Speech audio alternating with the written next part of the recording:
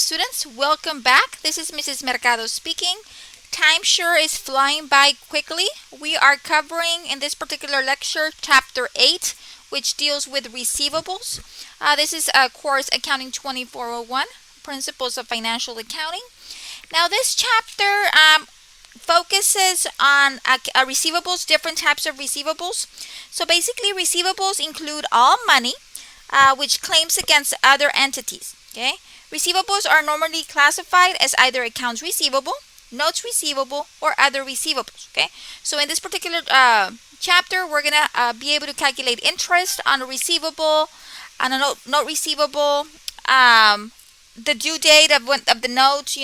When is this note due? So on and so forth. In this chapter, we also deal with the two methods of accounting for uncollectible receivables, which include the direct write-off method and the allowance method. Okay, so basically under the direct write-off method, the entry to write off an account debits the bad debt expense and credits accounts receivable. Okay, under the allowance method, an adjusting entry is made for uncollectible accounts, and then finally, when an account is determined to be uncollectible, it is written off against the allowance account. Okay. The allowance account is a contra asset account that normally has a credit balance after the adjusting entry has been posted. Okay. The estimate of the uncollectible may be based on a percent of sales or an analysis of receivables. It just depends what the company or the business decides to base their calculation on. Okay. So there's just a lot of information about general accounts receivable, notes receivable, interest, due dates, journal entries that need to be recorded, so on and so forth. Okay, make sure that we read the chapter before we attempt your weekly assignments. Okay, so I'm going to go ahead and I'm going to just dive right into some of the problem solvings, because I know I can get carried away and my lectures can be kind of long. Just know that you don't have to listen to the entire lecture all at once. Excuse me. You can always pause it. Maybe you want to work out the first problem, listen to that first problem, and then next time that you come, you can just move the video to the section that you want to listen to it. I don't expect you to sit there and listen to me for an entire hour. Just know that, the video is there. It's saved to Blackboard. You can access it anytime, and you can just listen to whatever part you want to listen to depending on what you're working on for that day. Okay? Because I know it can get kind of boring, or maybe you overwhelm yourself with information. So if you want to do a problem at a time, that is perfectly fine. You can listen to the video as many times as you want, move it to the particular section that you want to listen to, whatever works for you. Okay, so the first exercise that I'm going to be working on today is BE 85. Okay, so BE 85 deals with the notes receivable. Okay, so here it says Prefix Supply Company received a 120-day 8% note for $450,000 dated April the 9th from a customer on account. Okay, so they're asking three things. They're asking us to determine the due date of the note, the maturity value of the note, and journalize the entry to record the receipt of the payment of the note. Okay, so the first thing that we need to figure out is the due date of the note. Okay, so the due date is when is this payment due? Okay, when is the maturity date? Okay, so we know that the note was issued April the 9th.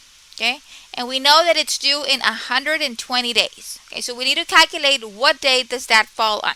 Okay, okay, so it says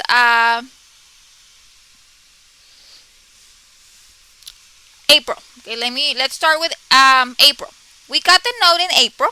Okay, and let's look at I brought in a calendar, that way it can just be easier for us to see what we're doing. Okay, so let's focus on April. Okay, April has 30 days. Okay, we issued the note on the 9th. Okay, so for April, what I'm going to do is I'm going to get the 30 days, which we have 30 days, and I'm going to subtract 9 days, because that's the day that I issued the note on April the 9th. So I'm going to get my 30 days in the month, and I'm going to subtract the 9 days that have passed during the month. Okay, so that means that I still have in April 30 minus 9, 21 days. Okay,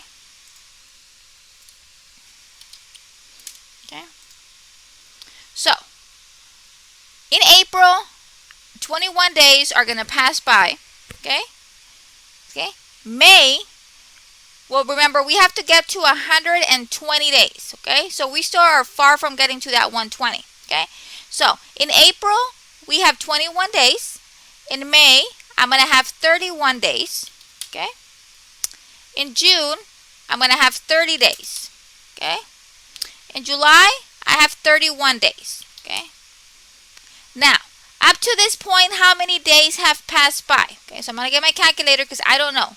Okay, so I've got 21 days plus 31 days plus 30 days plus 31 days. I've got 113 days, and the note is due in 120 days. So I'm going to get my 113 days minus my 120 days. So that means I need 7 more days for it to mature. So I need 7 days. So that means that this is going to give me 100. This should give me 120 days. Okay. Okay. So determine the due date of the note. Okay, let me insert here. So we started off with April the 9th. That is when the note was issued. Okay, and we needed to count 120 days into the future to figure out when was this note going to be due. When does this note have to be paid?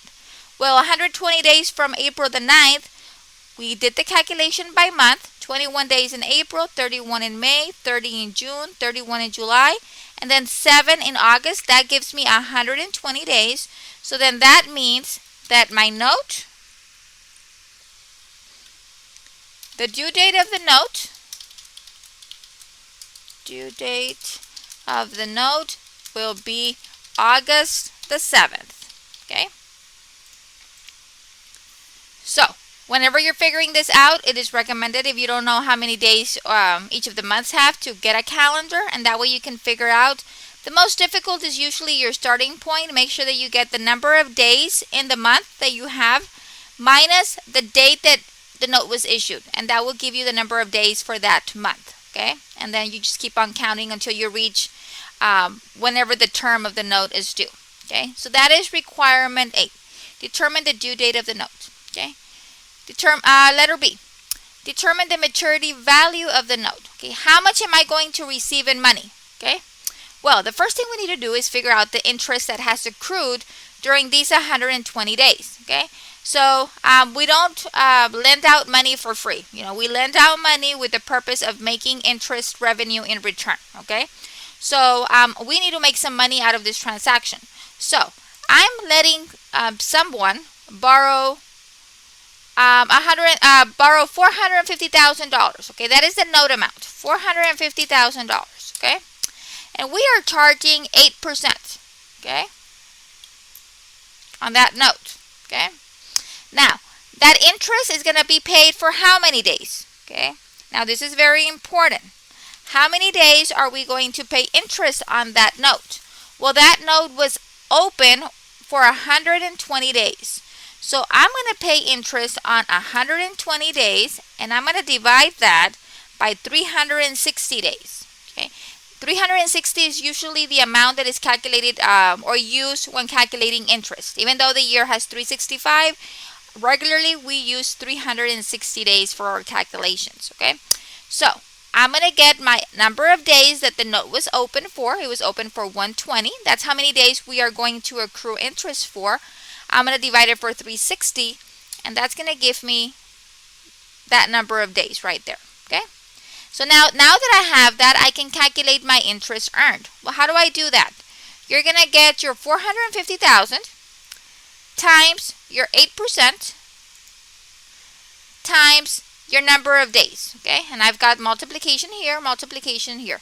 So your note amount times your interest rate times your number of days. And that's going to give you $12,000. Okay, so you're going to charge the customer $12,000 for of interest for a note of $450,000, paying interest of 8%. Okay, so the customer owes me $12,000 of interest. Well, what else do they owe me? Well, they owe me my note amount. The note was for $450, so they have to pay the $450 principal plus $12,000 interest. So the maturity value of the note, how much are we going to receive when this note matures? we are going to receive $462,000. That's my principal plus my interest. That's what we're going to get. That is the maturity value of the note. Okay. So for this one, first we need to calculate the interest earned by getting your note amount times your interest rate times the number of days. Once you calculate the interest earned, you add your interest to your note amount, and that will give you the maturity value of the note. Okay. Now, let's see what letter C wanted. Letter C, journalize the entry to record the receipt of the payment of the note at maturity. So we are getting paid the full amount of the note plus the interest. So we have to journalize that entry. Okay. So when are we getting paid? Well, the due date is August the 7th. Okay. So my date is August the 7th. Okay. Well, what did we receive? Well, someone's making a payment and we are receiving cash. How much cash are you receiving? Well, you're receiving the principal plus the interest, which is $462,000. Okay. Okay. So you're receiving cash of $462,000. Okay. Now, when you set up this note in your books, okay, you set up a notes receivable is an asset. So when you set up an asset, you debit notes receivable. Okay. Now this note is getting paid off. So to clear it from our books, now we need to credit notes receivable. Okay. So I'm going to go ahead and I'm going to credit notes receivable. That way I can show in my books that this note has been paid. And I'm going to do that for the amount of my note, which was $450,000. Just the principal, $450,000. Okay. What else did we receive? Well, we received the interest. Okay.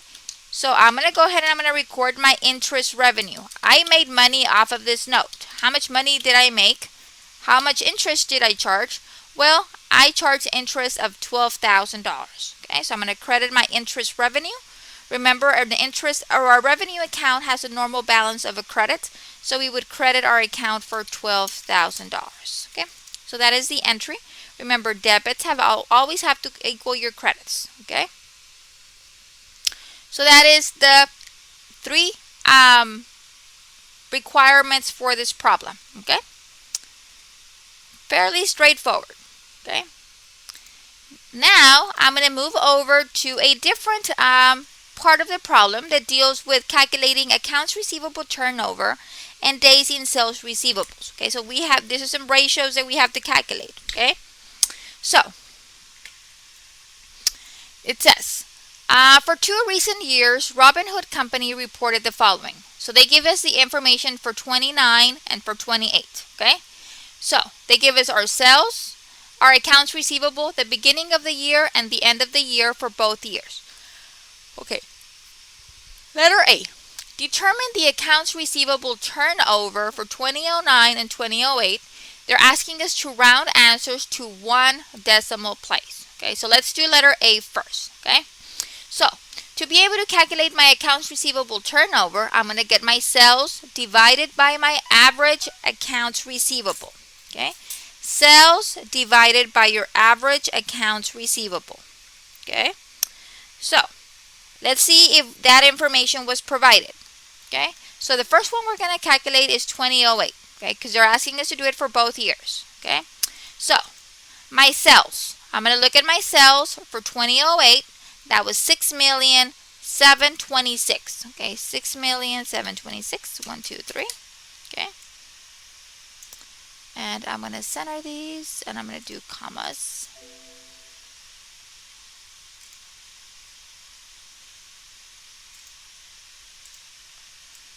Maybe I shouldn't, because if I do, then it'll unformat it. So it'll be 6,726,000.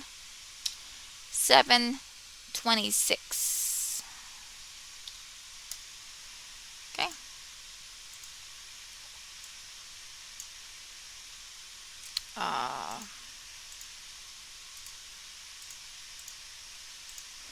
Okay.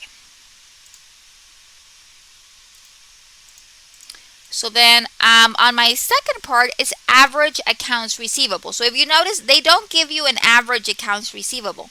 That is something that we have to calculate. Okay, so to calculate your average accounts receivable, you're gonna get your, and we're looking at 2008. Okay, you're going to get your $540,000, which was at the beginning of the year, plus your $600,000 at the end of the year. You're going to add them together, and you're going to divide by 2 to get an average. So I'm doing $540,000, okay, plus $600,000 divided by 2, okay. So now I'll just bring that information over. Okay, now I'm going to have to do this calculation, and I can do it here, or I can do it, well, let me just do it here, okay. So it'll be equals, okay, 540, 1, 2, 3, plus 600,000, okay, and I'm going to divide by 2, and that will give me $570,000, okay. Once we figure this out, I can then just divide the the 6,726 divided by my 570,000, and that would give me 11.8. And remember, we are doing 1 decimal place. Okay. We're going to do the same thing for 2019. Now for 2019, my sales are 7,906,000. Okay. Now to calculate my average accounts receivable, I'm going to get my 600,000 plus my 580,000, and I'm getting this from right here, from 2009, right here. Okay. And I'm going to divide by 2. Okay. So I'm going to transfer that over. And let's do the calculation. So I'm going to do 600,000 plus 580 divide by 2. That gives me $590,000. Okay. So to figure out my accounts receivable turnover, I'm going to get my sales divided by my average accounts receivable, and that will give me 13.4. Okay. So my accounts receivable turnover, which means how fast are you collecting or turning over your accounts receivable, went from 11.8 to 13.4. Okay. Now, letter B.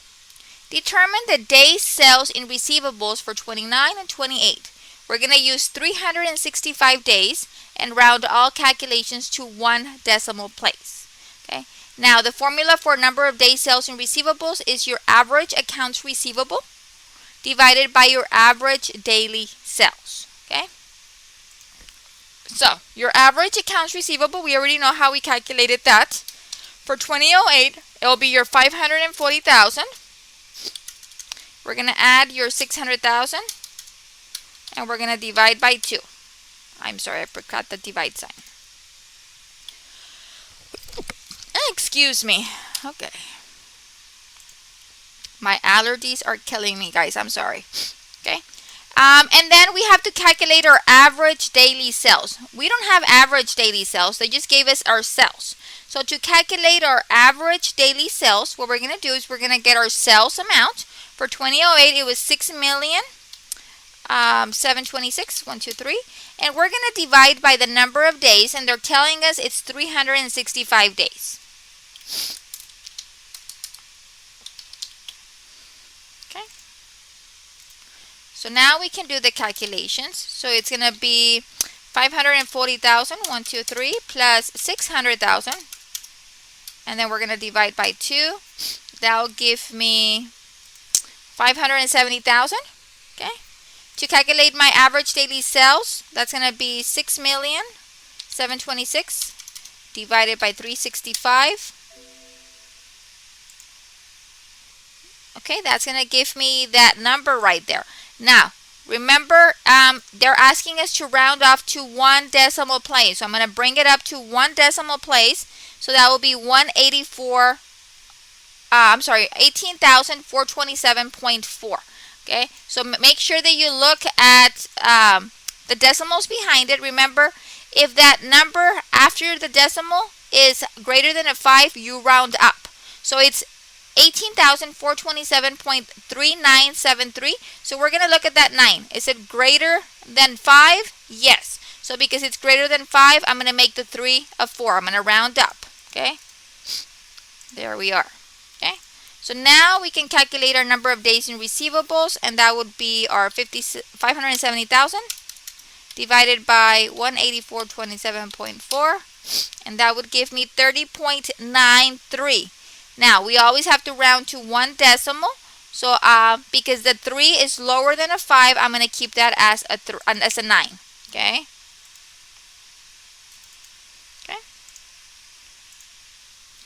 Okay, now we're going to do the same thing, but for 2009. So I'm going to start off with my average accounts receivable. So we're going to get our 600,000 plus our 580 right here. Plus our 580. And then we're going to divide by 2. Okay. And then to calculate our average sales, I'm going to get my sales amount, which was 7,906,000. And I'm going to divide by 365 days. Okay. So now we can do the actual calculations. It'll be 600, 123 plus 580, 123 divided by 2. That will give me 590. Okay. For my average daily sales, I'm going to get the 7,906,000 divided by 365 days. That gives me that number right there, 21,660.27. Now let's look at that 7 right there, because that 7 is greater than 5. Remember, if it's 5 or greater, you round up. So then that 2 will convert to a 3. If it's 0 to 4, then you keep that number as is. Okay, because this number is greater than 5, I'm going to round up. And remember, we have to keep one decimal place. Okay, one decimal place. So we rounded up to 21,660.3. And now we can do our calculation. 590 divided by 21,660.3. And that's going to give me 27.24.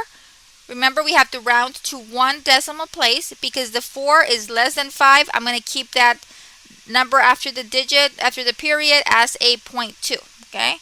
So remember always to round. Round how they specify on the problem. Here they're asking you to use one decimal place. Okay? So these are my calculations for my accounts receivable turnover and my number of days sales in receivables. Now letter C says, are the changes in the accounts receivable turnover and the days in sales receivables from 28 to 29 favorable or unfavorable? Okay, so accounts receivable turnover went from 11.8 to 13.4.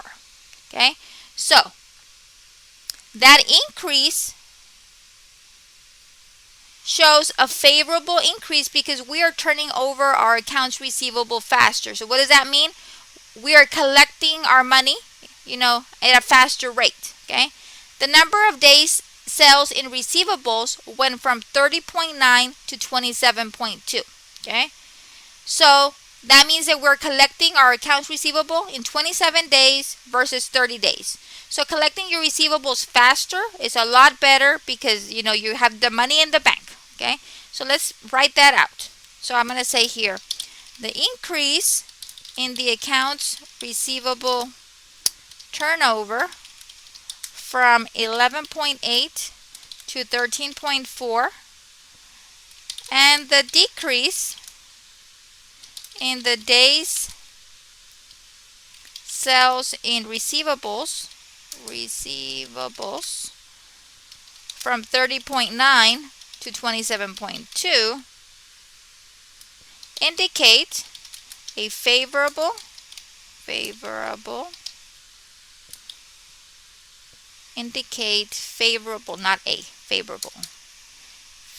changes in the efficiency of collecting receivables. So we are improving, we're collecting our receivables faster. Our accounts receivable turnover is increasing, so we're turning over our receivables at a faster rate, which is awesome. Okay, so these are favorable changes based on the information provided here. Okay, So these are the calculations that need to get done. I try to outline them as much as possible. That way you could easily follow along and do your calculations. Where I've seen a lot of students struggle is with their rounding. If you're not very familiar with rounding, please look at a YouTube video that explains how to round up or to keep it as is, okay? But by now we should know how to do basic rounding, okay? If you use Excel like I did, it's just a matter of clicking a button and it does the rounding for you, okay? Okay, so that's the second exercise that I'm going to go over, okay? The third exercise that I'm going to go over is exercise 811, okay? Now, exercise 811 deals with estimating doubtful accounts. So it says, Outlaw Bike Company is a wholesaler of motorcycle supplies. An aging of the company's accounts receivable on December the 31st and a historical analysis of the percentage of uncollectible accounts in each age category are as follows. Okay, and then they give you a schedule here of the number of days past due, the balance that is owed, and the percent of uncollectible. Okay, now it's very important to know accounts receivable, notes receivable, anything that's a receivable that people owe us money. We need to go out there and really push to collect. Okay, we've already provided them the service. Now we need to collect from our customers, right? So the longer it takes for you to collect, the less the chances that you are going to be of collecting it. So if you notice here, my age categories, okay, if they're not past due, we expect to not collect 3/4 of a percentage, which is very low. If it's between 1 to 30 days past due, we expect not to collect 1% of the total. From 31 to 60 days, that's 8%. From 61 to 90, that's 16%. From 91 to 180, 50%. And over 180 days, 80%. So the longer it takes you to collect, the longer the chances of you actually, or the higher the percentage of you deeming this account as uncollectible. Okay? So they're asking us to estimate what the proper balance of the allowance for doubtful accounts should be as of December the 31st. Okay? So what I did over here is I basically copied this information over to the right-hand side. That way I could manipulate the data easily. So all I did was copy and paste. Okay. Now the only change I made here was here they're giving you 3/4 percentage. I converted that to a decimal. Okay. How did I do that? Well, all I did was I did equal sign. 3 divided by 4 gives me let me delete this formatting, okay? So 3 divided by 4 gives you 0.75, okay? Okay, so it's 0.75%. Why doesn't it let me 0.75? Here we go.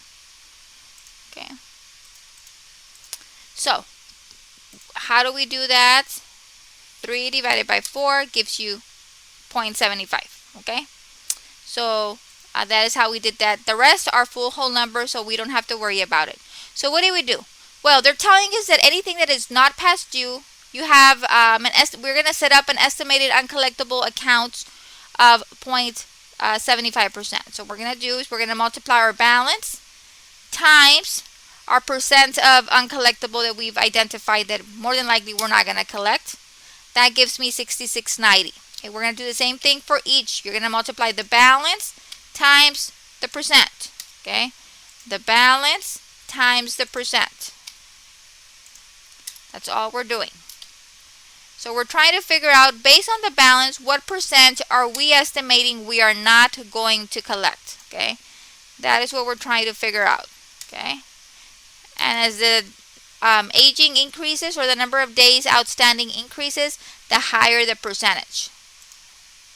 So as if we have any accounts receivable in the books, we have to move and get those collected as soon as possible. Okay, so I've run all of my calculations, which all I did was get my balance times my percent. Okay, and that's going to give you the estimated uncollectible amount, and I misspelled uncollectible. Sorry about that. Here we go. Okay, so now I'm going to add them together.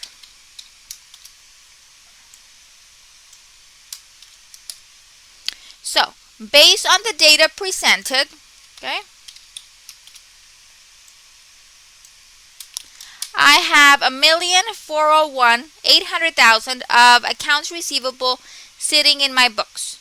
Based on my percent of uncollectible that we've already identified, based on this information, we estimate that $63,410, that is the balance of the allowance account, should be for December the 31st. Okay, that is what we should put in our allowance account based on our calculations. Now remember, these are estimates.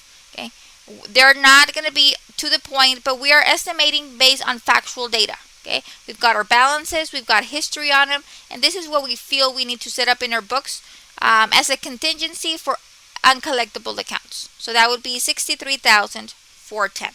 Okay. Okie dokie. Now we're going to go to the last exercise that I'm going to cover. Now this exercise is super important because you're going to see it on your test. Okay. So pay extra close attention. You see how nice I am? I let you all know which problem is going to be on your test, so you can focus on that problem. Okay. All of the problems are great. They're great to allow you to have hands-on experience doing all of these calculations. Okay. But I want to put extra emphasis on the ones that you're going to be seeing on your test, and that's why I'm taking the time to cover them. That way you can master these problems and really understand what's going on. Okay. So I selected this problem because it allows us to be able to journalize the entries for both bad debt expense under the direct write-off and allowance method. Okay. So it says, the following selected transactions were taken from the records of Shipway Company for the first year of its operations ending December the 31st. And then they give you various transactions during the year. Okay, we're going to go over them in a little bit. Okay, requirement A. We have to journalize the transactions under the direct write-off method. Okay, so under the direct write-off method, we get introduced to an account called bad debt expense. So under the direct write-off method, whenever we deem an account is uncollectible, we just expense it. We write it off. Okay, so we don't have an allowance set up. We write this off as we deem necessary. Okay, so if I make a decision today to write off Mickey Mouse account, then today I'm just going to do my entry to bad debt expense. Okay, so this is on a real life scenario. We write them off as needed on a need per need basis. Okay, so I put it up here, that way we can identify this is the direct write-off method. Okay, so we're going to go through all of these transactions. Just make sure that you are aware that it's the direct write-off method. Okay, so the first transaction is dated April the 13th. Okay, so it says wrote off account for Dean Shepard, $84.50. Okay, so we are writing off. We've made a determination that Mr. Shepard is not going to pay us. Okay, so what are we going to do? I'm going to debit bad debt expense. Remember, expense accounts have a normal balance of a debit. Bad debt expense, and this is for $84.50. Okay, and I'm going to write off that balance from my books. So I'm going to go ahead and I'm going to credit my accounts receivable. You know what? I'm going to abbreviate accounts receivable AR. Okay, that way I don't have to write out so much. So AR stands for accounts receivable. Okay, so I'm going to have my accounts receivable for Dean Shepard. Okay, and I'm going to credit that $84.50. So what I did is I took out this Shepard's account from my books. You know what? I'm not going to collect it. Let me write it off and let me remove the receivable from my books. Okay, so that happened on the 13th. Okay. On May the 15th, what happened? You received a $500 partial payment on the $7,100 account for Dan Pyle, and you wrote off the remaining balance as uncollectible. So, Dan Pyle owed us $7,100. They paid us $500 in cash, and we've made the decision to write off the difference. Okay? So the first thing that we need to do is, what did we receive? Well, we received cash. How much cash did we receive? We got $500. Okay. Okay, so I received that, and then we made the decision to write off the remaining balance. So whenever I write off my remaining balance, I'm going to debit bad debt expense. Okay. So how much is that entry going to be for? Well, my balance was $7,100. They paid $500, so that means that I'm going to write off $6,600. Okay. And how do I get the $6,600? You subtract the $7,100 minus the $500 cash received, and that gives you $6,600. Okay. Now I'm going to clear the accounts receivable for Dan Pyle. And whenever we're accounting for accounts receivable, it's always very important that you write the name of the customer, because we do have subsidiary ledgers for each accounts receivable balance. That way we know what Mickey Mouse, Donald Duck, Daisy Duck, every customer owes us. So we always have to keep track of that. By whenever we record our entries, we identify the name of the customer. Okay. So accounts receivable for Dan. How much did we have sitting in our accounts receivable? We had $7,100. Okay. The next transaction is July the 27th. July the 27th. Okay.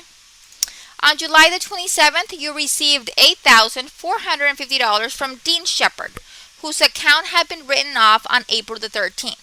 So they're asking us to reinstate the account, step 1, and then record the cash receipt. So if you notice, for Dean Shepard, we wrote off the account on April the 13th. Okay? We never thought he was going to pay us. Okay? A couple of months later, to our surprise, we receive a check from Dean Shepard for the full amount. Well, right now in my books, I don't show a balance for Dean Shepard because I already wrote it off back in April. So the first thing I need to do is I need to reverse that entry I did on April the 13th. I need to reverse it, do the opposite, okay?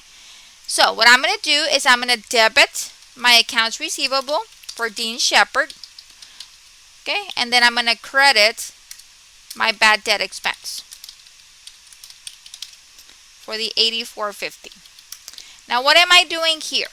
Here I'm reinstating my accounts receivable in my books. So now I'm putting back my receivable. The Dean Shepard owes me $84.50, and I cleared my bad debt expense. So now you see here I have a debit, okay, and now I have a credit. So they cancel out. So that means that in my books I'm not going to show an expense for Dean Shepard. I've got a debit and a credit that cancels out, okay. So now what's going to happen is here I reinstated Dean Shepard's account, okay. Well, what happened? Dean Shepard gave me a check. So what did we receive? We received cash of $84.50, okay. Now I'm going to clear my accounts receivable for Dean Shepard, which I had reinstated on July the 27th. So I'm going to go ahead and I'm going to clear that receivable, accounts receivable for Dean Shepard for $84.50. Okay.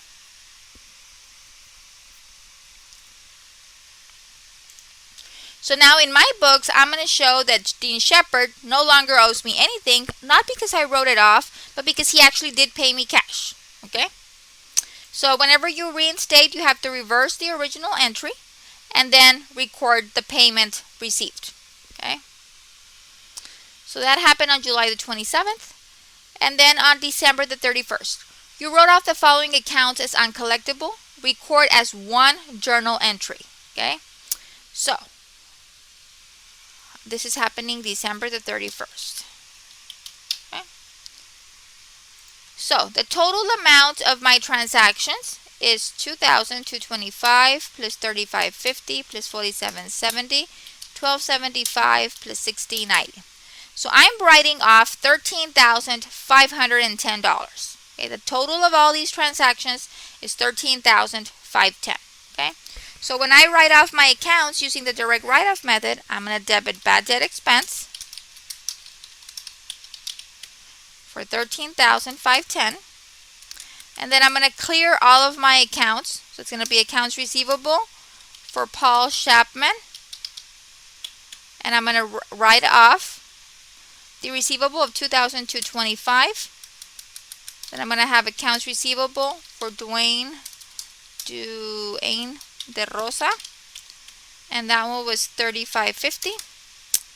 And then I'm going to have accounts receivable for Teresa Galloway, and that one was $47.70. Accounts receivable for Ernie Klatt for $12.75, and accounts receivable for Marty Ritchie of $16.90. Okay. So what did we do here? Well, we wrote off all of these 5 customers' accounts. We deemed, you know what, we're not going to collect this money. Let's write it off before the end of the year. Okay? So we decided to do that big write-off. Now, remember, I like to just make sure that my debits equal my credits. So I'm just going to add my debit column and my credit column. And my debits should equal my credits, which they do. Okay, this is my total. Okay, and they do, 45,960. And the only reason I do this is because I want to make sure that my debits always equal my credits. Okay, so that is the direct write-off method. That is requirement A. Remember, when we have direct write-off method, we write off against the bad debt expense account. Okay, now letter B. Journalize the transactions under the allowance method. Okay, Shipway Company uses the percent of credit sales method of estimating uncollectible accounts expense. Based on the past history and industry averages, 3/4 percentage of credit sales are expected to be uncollectible. Shipway recorded $3,778,000 of credit sales during the year. Okay, so we're going to do those entries once again. But now we're going to use the allowance method. Okay, so let's start with April the 13th.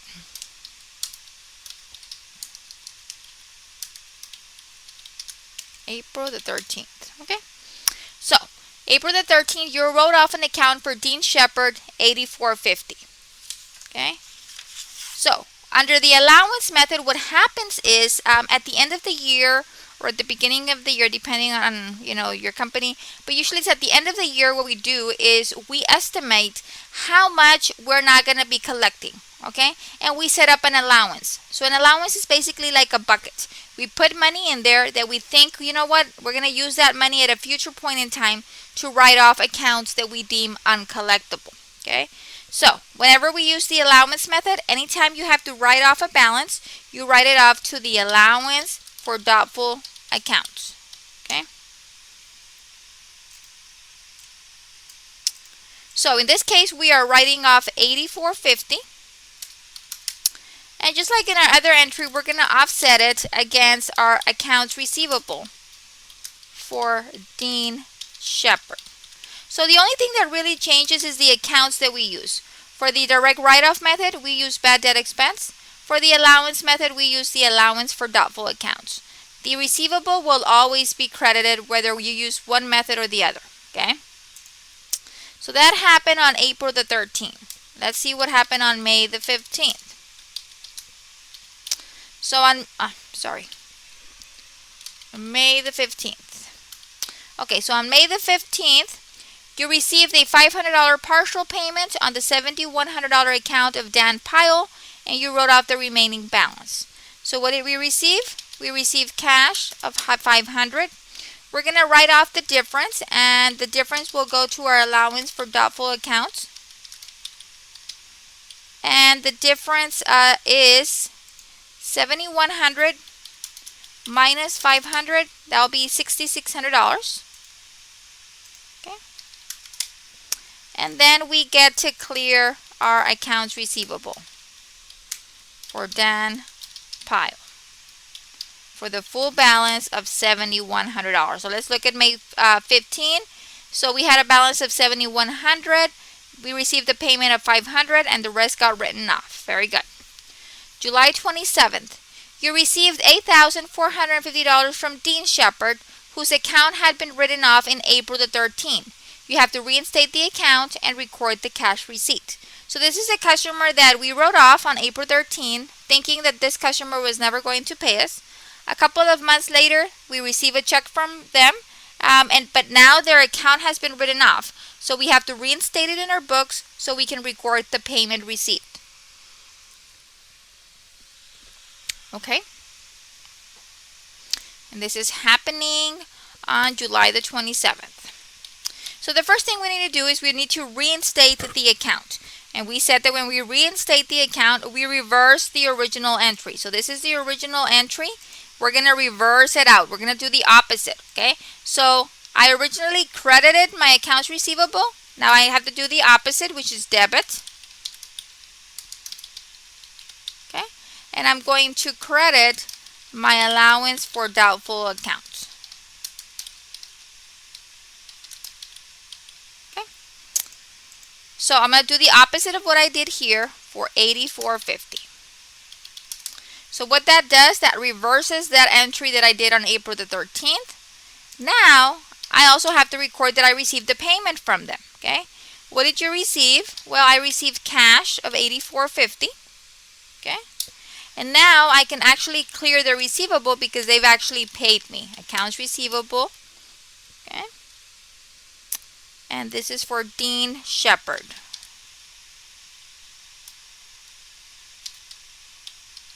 Okay? Of $84.50. So that happened on July the 27th.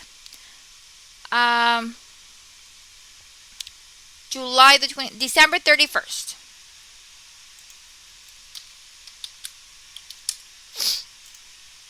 Okay, and I keep messing up. December 31st. Okay, here we go.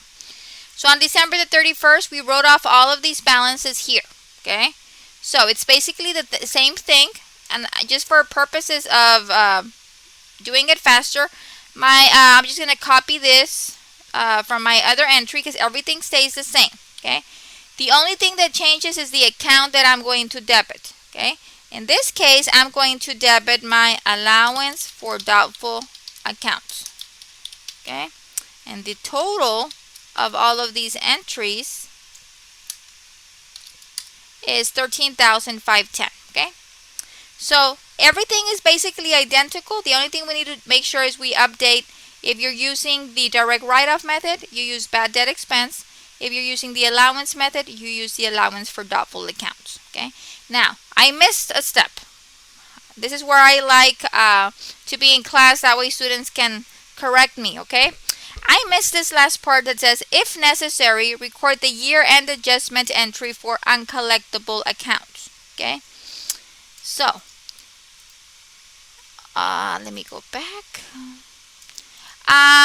Let's look at the direct write-off method.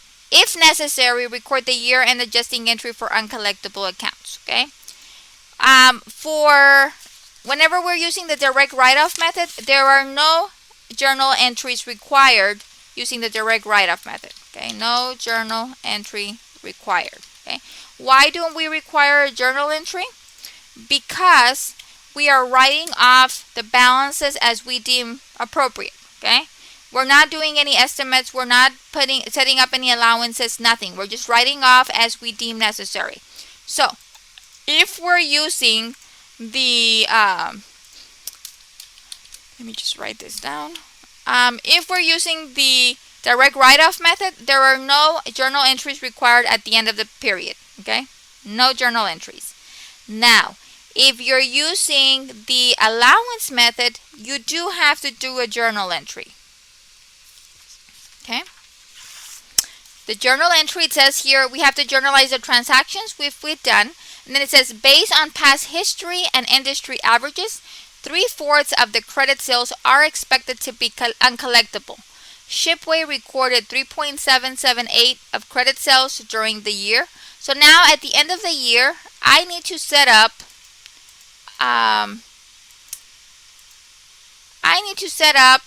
an year-end adjusting entry for my uncollectible accounts. Okay, let me just insert one more. Okay, here we go. Okay, so this is happening as of the last day of the month, December the 31st. Okay, so we need to figure out how much we're gonna set up this allowance for. Okay, it says here record year-end adjusting entry for uncollectible accounts. So that adjusting entry, okay, let me do the calculations here. Okay, so it says that we have 3,778,000 of credit sales, and we are deeming that 3/4, which is 0.75 or 0.75%, is not going to be collectible. Okay, so then that's going to be 3,778,000 times 0.75% uncollectible, and let's see what that gives us. 3,778,000, 1, 2, 3 times 0.75%. That's going to give me 28,335. Okay.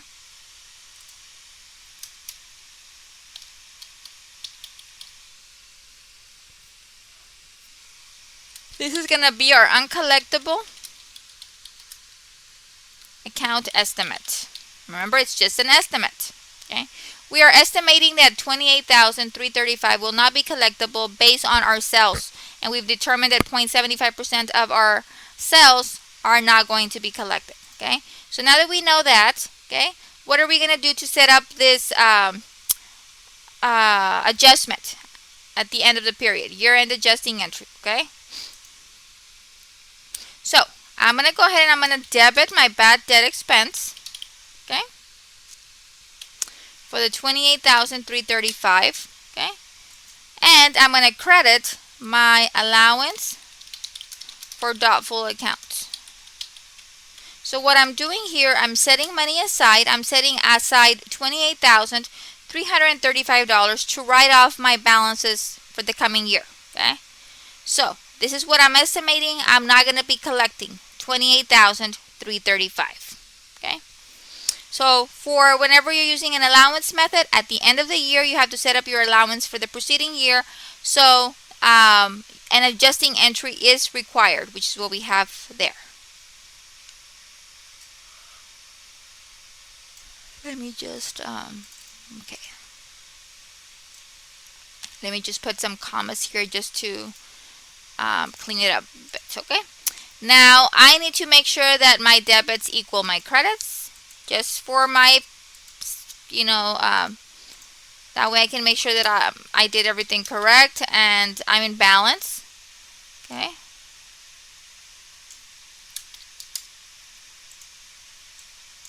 And yes, my totals equal, debits equal credits, so I'm good to go, okay? So, that is requirement B, the allowance method. So a direct write-off method and allowance method are very similar. It's just a direct write-off, remember, uses bad debt expense. The allowance method uses the allowance for doubtful accounts, and an adjusting entry needs to be done at the end of the year to set up my allowance for next year, so I can be able to figure out, okay, if I need to write off, this is how much money I have sitting in my account. Okay. Letter C. How much higher or lower would shipway company's net income have been under the direct write-off method than under the allowance method? Okay, so under the allowance method, we determined that we were not going to collect how much? Right here. Let me put my little arrows so we can follow along. Okay, so we calculated that we were not going to collect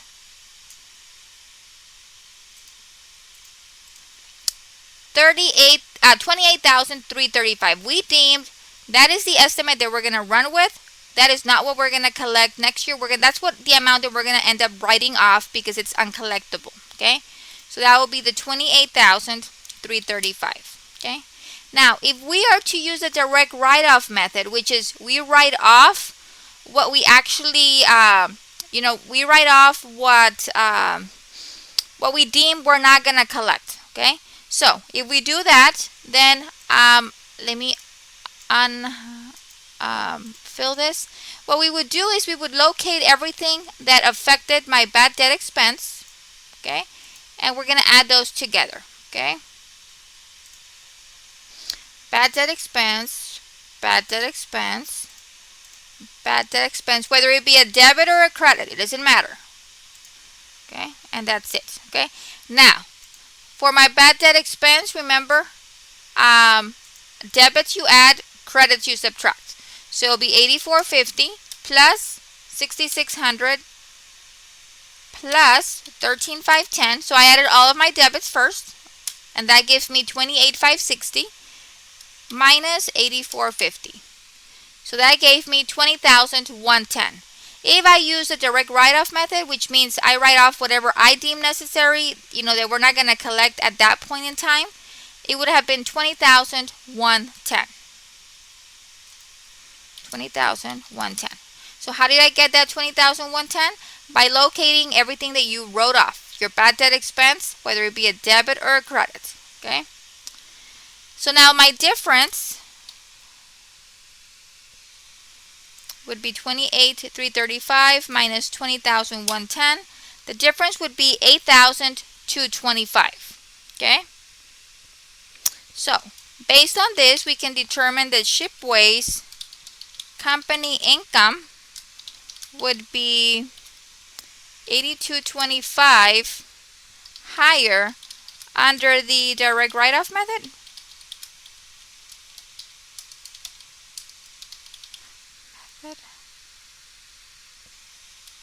than the allowance method. Okay. So, under the allowance method, we are estimating, we are guessing. We estimate that $28,335 are not going to be uncollectible. Under the direct write-off method, we're only writing off what we now know is uncollectible. You know what? We feel that this is not going to be collected. Let's write it off. Okay? So it's happening on actual versus estimates. Okay? So if we use the allowance method, we estimated $28,335. Using the direct write-off method, it would have been $20,110. So because I would have written off less using the direct write-off method than my allowance method, my income would have increased by the $8,225. Okay? It's very important that you know how to do entries both under the direct write-off method, then also the allowance method. Okay, very important. I've gone through all of the entries here, all of the calculations, and then comparing the entries for both. Okay, remember, you are going to have something like this on your test. So be very careful when you're practicing this problem on Cengage that you understand what you're doing. Okay, listen to the video, go back and review, where I'm getting all of these numbers. Follow along, and if you have any questions, please do not hesitate to contact me. Please refer to your syllabus for my availability during my office hours, or you can contact me via Blackboard messages, email, or any other ways that I've posted Monday through Friday. Okay. If you message me on the weekend, I will not guarantee that I will respond, but if I have a time, I will. But if not, the answer will have to wait, and by that time the assignment will close. So please try to get all of your questions in to me between Monday through Friday. That way I can be able to answer, and you can be able to get your response timely so you can be able to complete your assignments. So that is it for this lecture. Until next time, take care.